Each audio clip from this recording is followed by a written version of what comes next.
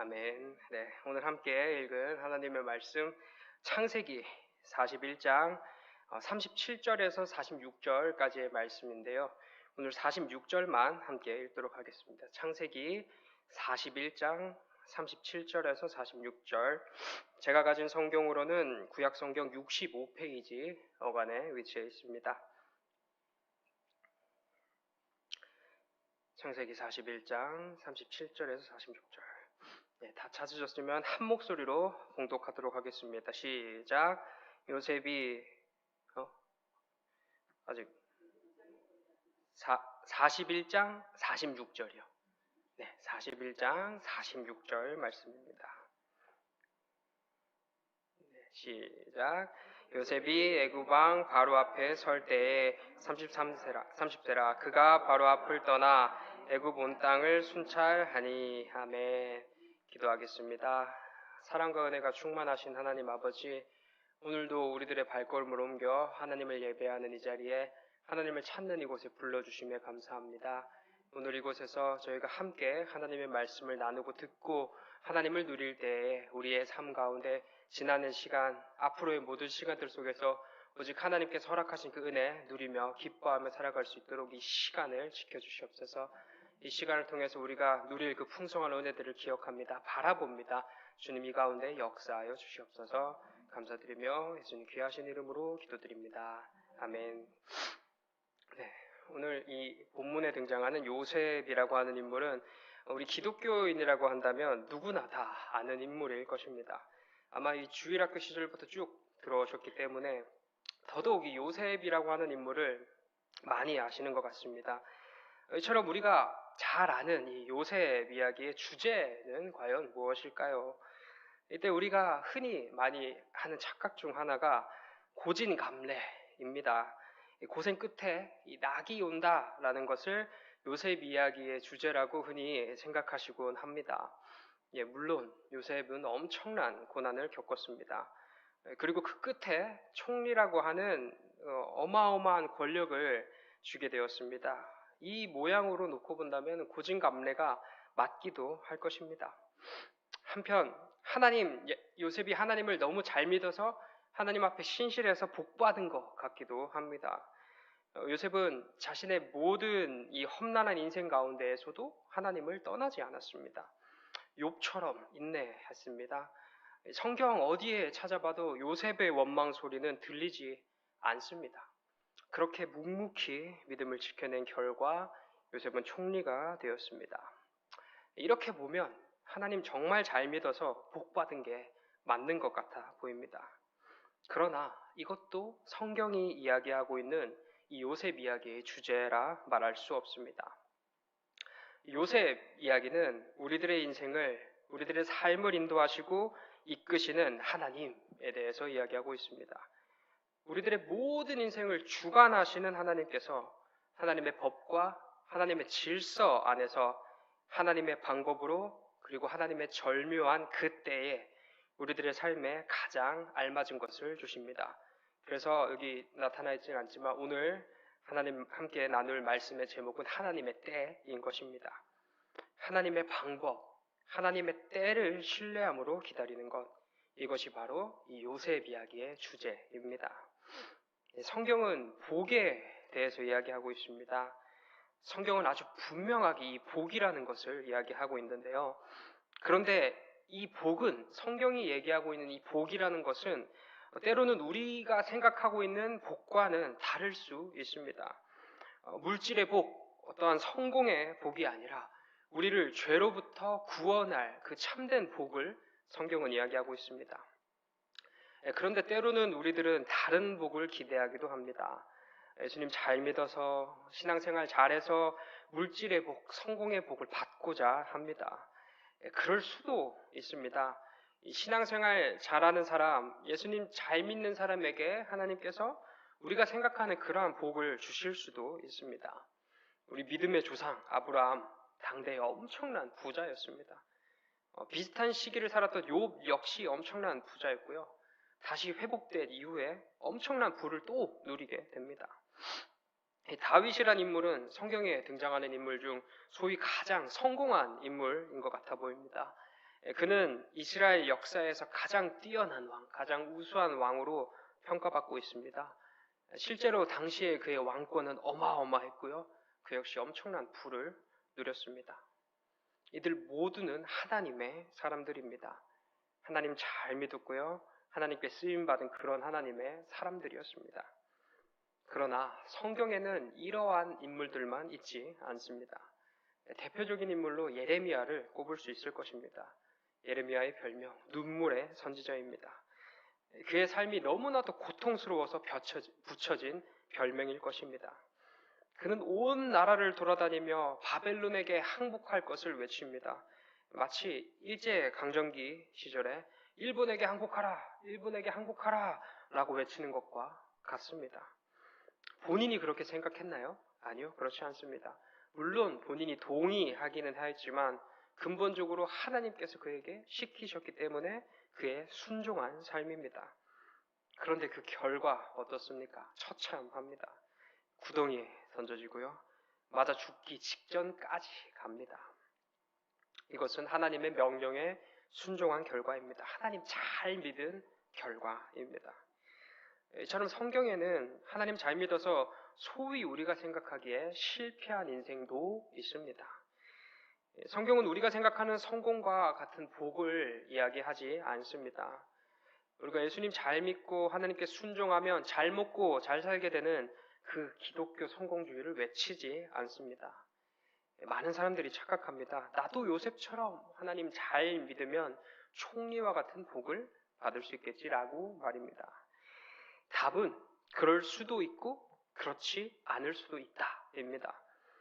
하나님께서 만일 우리를 총리처럼 사용하시고자 하신다면 우리는 총리가 될 수 있습니다. 반대로 하나님의 뜻이 그곳에 없다고 한다면 우리는 결코 총리가 될 수 없습니다.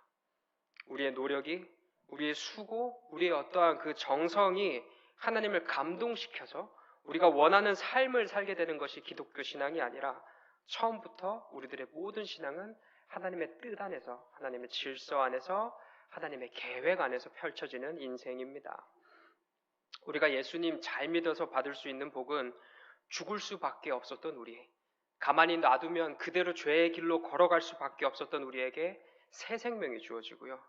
죄의 종이 아니라 이제는 하나님의 자녀의 신분으로 살아가게 된 것이 바로 우리가 누리고 있는 복입니다. 이것보다 더 큰 은혜가 어디 있겠습니까? 반면 이것 없이 누리는 그것 또한 부와 권력과 명예가 주는 성공이 무슨 의미가 있겠습니까? 이 100년 남짓의 인생을 살아가며 안녕과 평화로움과 그 평화로움을 위하여 그 부와 권력과 명예를 위하여 수고로이 살고 또 그 수고로움 덕분에 넉넉히 누리며 살아도 우리를 끝내 기다리는 것은 영원한 벌일 것입니다. 이것을 믿든지 믿지 않든지 그것은 중요하지 않습니다. 결과는 변하지 않습니다. 우리들의 구원은 결코 우리가 생각하는 돈으로, 권력으로, 명예로 살 수 없습니다. 우리의 구원은 오직 하나님께서 허락하신 은혜입니다. 그렇게 이 구원이라고 하는 것은 우리가 이 세상을 살아가며 누릴 수 있는 가장 큰 복인 것입니다. 그렇기에 더더욱 성경에 기록된 이 요셉 이야기는요, 우리가 생각하는 성공 신화 이야기가 아닙니다. 하나님 잘 믿고 순종해서 복받은 이야기가 결코 아닌 것입니다. 요셉은 이 하나님 잘 믿는 가정의 11번째 아들로 태어났습니다. 요셉 위로는 10명의 형이 있습니다. 그 당시의 어떠한 시대적 배경으로 놓고 본다면 11번째 엄청나게 영향력이 없는 가장 미미한 존재인 아들입니다. 그런데 요셉은 달랐습니다. 아버지 야곱은 요셉에게 채색 옷이라는 것을 입혔는데요. 이때의 채색 옷은 단순히 그냥 알록달록한 옷을 의미하지 않습니다. 보통의 사람들은 이런 네모난 보자기 같은 거 가운데 구멍을 뚫어서 이렇게 뒤집어 씁니다. 그리고 허리를 동요 맺는 옷을 입곤 했습니다. 반면에 이 채색 옷에는 소매가 달려 있습니다. 저희 성가대 가운과 같은 느낌이라고 생각하시면 될 것 같습니다. 지금으로 따지면 이제 원피스, 성가대 가운 정도로 해석할 수 있는데요. 그런 팔이 달린 옷을 입은 것입니다. 당시에는 이런 옷을 아무나 입을 수 없었어요. 이 옷은 고귀한 자 또는 리더가 될 차기 리더 정도가 돼야 이 옷을 입을 수 있었는데 당시는 부족 사회였기 때문에 족장이라고 하는 존재가 리더일 것입니다. 그렇다면 족장이거나 차기 족장쯤은 돼야 그런 옷을 입을 수 있습니다. 감히 이 11번째 아들이 입을 수 있는 옷이 아니었습니다. 그런데 요셉은 당당하게 그 자리를 차지했습니다. 그는 아버지의 사랑을 듬뿍 받았기 때문입니다. 이처럼 요셉의 시작은 풍성했습니다. 그러나 우리 모두가 아시는 대로 곧 인생의 내리막길을 겪게 됩니다. 형들의 미움을 산 요셉은 겨우 죽음을 피해서 노예로 팔려나가게 됩니다. 애굽의 왕의 친위 대장인 보디발이 요셉을 샀습니다. 이 절망적인 순간 가운데에서도 하나님은 요셉을 떠나지 않으셨습니다. 그를 형통하게 하시어 가정의 총무로 일하게 하십니다. 그러나 그도 잠시뿐 보디발의 아내의 유혹과 모함에 의해 노예보다 더 비참한 존재인 죄수의 신분으로 전락하게 됩니다. 하지만 그렇다고 해서 하나님의 손이 그를 떠난 것이 아닙니다. 감옥에서도 하나님은 요셉과 함께 해주시어 그를 형통하게 하십니다. 이 요셉은 재반, 사무, 곧 감옥의 총괄적인 일을 맡아서 함으로써 조금은 자유로운 몸으로 감옥에 있을 수 있게 됩니다. 그런데 여기까지의 이야기만 놓고 본다면 조금 이상한 것 같습니다. 여기까지 이야기 중에 반복되는 것은 뭐냐면은 하나님께서 형통하게 하셨다라는 이야기입니다. 다른 누구도 아닌 우리의 하나님께서 형통하게 하셨는데 결과는 노예입니다. 또 그 하나님께서 전능하신 하나님께서 형통하게 하셨는데 누명도 벗지 못한 죄인으로 그 인생을 살아가게 됩니다. 절대자, 유일하신 하나님, 전능하신 하나님께서 형통하게 하셨는데 노예, 죄인이 웬 말입니까? 누가 봐도 비참한 인생 같은데 왜 성경은 이 인생을 가리켜 하나님께서 형통하게 하신 인생이라고 표현하고 있는 것일까요? 우리를 사랑하시는 하나님께서는 우리를 기계처럼 다루지 않으십니다. 우리의 의지, 우리의 자아, 우리의 모든 것을 무시하신 채로 마치 장난감을 아이들이 가지고 놀듯이 그렇게 우리를 대하시지 않으십니다. 이것은 우리 스스로 하나님을 찾는 기쁨을 누리도록 하기 위한 하나님의 깊은 뜻이자 사랑이 담겨 있습니다. 또 우리 하나님은 우리와 같은 이 24시간이라는 시간 속에서 역사하여 주시는 하나님이십니다. 우리의 시간에 맞춰서 우리의 걸음에 맞춰서 우리를 기르시고 돌보아 주시는 그런 하나님이신 것입니다. 하나님은 처음부터 이 요셉을 총리로 사용할 계획을 가지고 계셨습니다. 그 이유는 이스라엘 백성을 성장시키기 위함이었습니다. 좀 전에 말씀드렸다시피 하나님께서는 우리의 시간, 우리의 역사라는 것을 존중하시는 하나님이신데요. 이 시간 역시 하나님의 피조물이기 때문에 그냥 그대로 놔두시는 것입니다. 이 시간 속에서 우리들은 성장합니다. 서로 싸우기도 하며 화해하기도 하면서 그렇게 성장합니다. 당시에는 이 애굽이라는 나라 엄청난 강대국이었습니다. 그 누구도 함부로 건들지 못하는 그런 나라였습니다. 반면에 이 이스라엘이라고 하는 부족은 작은 부족에 불과합니다. 작은 부족은 부족 대 부족 간의 싸움을 피하기 쉽지 않고요. 큰 나라의 공격 앞에서 무너지기 쉽습니다. 이에 하나님께서는 우리의 이 역사 속에서 시간 속에서 이스라엘이라는 부족을 애굽이라는 큰 울타리 안으로 넣어주신 것입니다. 외부의 어떠한 공격 없이 그 당시 가장 안전한 그곳 애굽이라는 곳으로 이스라엘을 부르신 것입니다. 그곳에서 이스라엘은 이 430년이라는 엄청나게 짧은 시간 동안 빠른 성장을 이룩합니다.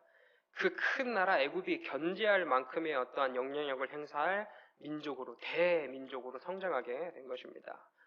이렇게 이스라엘은 작은 부족에서 민족으로, 또 민족에서 하나의 나라로 성장하게 될 이 시점에 바로 요셉이라고 하는 인물이 있습니다. 하나님께서는 요셉을 처음부터 총리로 사용하셔서 이 역사의 시작점으로 사용하기 원하셨습니다. 그런데 이 총리라고 하는 인물 아무나 하나요? 아무나 총리가 될 수 없습니다.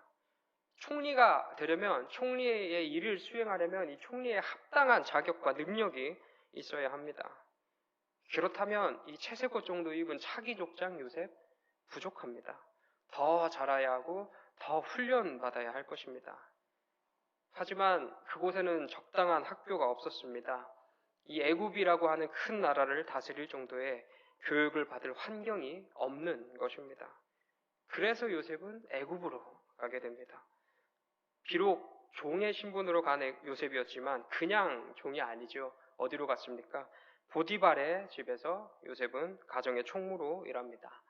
이 보디발 역시 그냥 평범한 사람 아니지요. 그는 왕실의 친위대의 사령관입니다. 왕의 가장 가까운 곳에서 가장 강한, 당시에 가장 권력을 쥐고 있는 존재가 바로 보디발이라는 존재인데요. 그의 집은 그가 가진 권력만큼 어마어마하게 크고 웅장했습니다. 그곳에서 가정의 총무로 일하면서 요셉은 경영이라는 것을 배우게 됩니다. 그곳은 요셉에게 경영을 가르쳐줄 최고의 학교가 된 것입니다. 어느 정도 이 경영이라는 것을 배우자 요셉은 감옥을 가게 됩니다. 그 감옥 역시 그냥 감옥이 아닙니다. 요셉이 갔던 그 감옥의 모양을 잘 살펴보면 왕의 제수들을 가두는 감옥이었습니다. 그 감옥에는 왕실 사람들로 가득합니다. 그곳에서 요셉은 재반 사무의 일을 하게 되는데 이 재반 사무라는 것은 전체적인 행정을 이야기하는 것입니다. 그러려면 이 죄수들과 반드시 이야기를 나눠야 합니다. 관계를 하며 이 사람들의 어떤 상황과 입장을 들어야 하는 상황이 이 재반 업무를 수행하는 상황인데요. 요셉은 이 감옥에서 왕실 교육을 받습니다. 어떤 행동을 해야 하는지, 어떤 행동을 하면 이 사람들처럼 감옥에 오는지, 어떤 행동을 하지 않아야 하는지에 대한 왕실 수업을 받게 됩니다. 이 교육은 왕실에 직접 들어가지 않고서야 배울 수 없는 귀한 교육입니다. 그 어디에서도 쉽게 배울 수 없는 교육을 요셉은 감옥에서 받게 됩니다. 이 모든 교육 끝에 요셉은 총리가 됩니다. 그리고 오늘 함께 읽은 본문 46절의 말씀처럼 30이라는 가장 이른 나이 말입니다. 30에 뭘 할 수 있겠습니까? 어떻게 30밖에 안 되는 사람이 한 나라를 경영하며 그 나라의 행정을 전반적으로 잘 다룰 수 있겠습니까? 그런데 요셉은 해냈습니다. 그것도 탁월하게 해냈습니다. 하나님께서 그를 형통하게 해주셨기 때문입니다. 하나님께서 형통하게 하셨기에 큰 집의 총무로 일할 수도 있었고, 하나님께서 형통하게 하셨기에 하필 왕의 죄수를 가두는 감옥에서 행정을 배울 수 있었습니다. 그리고 결과 30이라는 아주 이른 나이임에도 불구하고 한 나라의 총리로서 넉넉하게 일할 수 있게 됩니다. 요셉의 모든 인생은 요셉을 형통하게 하신 하나님의 때로 가득했습니다. 어떤 순간이든지 그냥 넘어가는 순간이 없었습니다. 인생의 모든 순간 가운데 하나님께서 개입하셨고 성장시키셨습니다. 그리고 끝내 그를 하나님의 방법과 하나님의 때에 마침내 총리로 사용하십니다. 요셉의 성공은 순종의 결과가 아닙니다. 요셉이 믿음을 잘 지켜내고 하나님 말씀 잘 들어서 따낸 그런 보상 같은 것이 결코 아닙니다. 요셉의 이야기는 하나님의 때로 가득 차 있습니다. 우리들의 인생 가운데 펼치시는 하나님의 역사하심으로 가득 차 있는 것입니다. 성경의 수많은 인물들은 가장 알맞은 하나님의 때에 훈련을 받아 맡겨진 사명들을 감당합니다. 가장 필요한 때에 우리를 부르시고 우리를 기르시는 것입니다. 아브라함이 믿음의 조상으로 자라나는 시간 100년, 모세가 한 민족의 지도자로 성장하는 시간 80년, 다윗이 겪은 그 수많은 고난과 고초의 시간들 모두 그들을 하나님께서 쓰시기에 합당한 존재로 성장시키기 위한 하나님의 시간, 하나님의 때입니다. 안타깝게도 하나님의 때는 때로는 우리에게 아픔일 것입니다. 우리의 시선으로만 놓고 본다면 종이지요. 죄수입니다. 그것은 고통이며 슬픔이며 절망일 것입니다. 그러나 그것은 지극히 작은 우리들의 시선의 결과입니다. 결코 우리들의 모든 시간은 의미가 없을 수 없습니다. 의미 없는 고통, 의미 없는 고난일 수 없는 것입니다. 우리들의 모든 순간은 이 시간 속에서 역사하시는 하나님께서 때로는 고난이라는 것으로, 때로는 고통이라는 것으로 우리를 기르시는 그 전능하신 광대하신 하나님의 때들입니다. 하나님의 때는 항상 우리를 향해 있습니다. 우리의 시간 속에서 가장 절묘한 순간으로 우리 하나님께서는 역사해 주십니다. 그렇기에 모든 순간이 다 귀하고 소중한 순간인 것입니다. 이 진리가 이 고통 가운데 계시는 우리 모두의 삶 가운데 위로가 되길 소망합니다. 우리들의 삶은 결코 의미 없지 않습니다. 의미 없는 고난, 의미 없는 아픔이라는 것은 없습니다. 우리들의 모든 시간, 혹 그 시간이 한편 나에게는 한없는 아픔이라고 할지라도 하나님의 사랑은 결코 우리를 떠나지 않습니다. 그 고통의 시간으로 우리를 성장시키시고 우리를 안으시고 우리를 길러나가시는 하나님의 때가 우리가 가장 고난에 놓이는 그때, 우리가 가장 아파하고 있는 그때일 것입니다.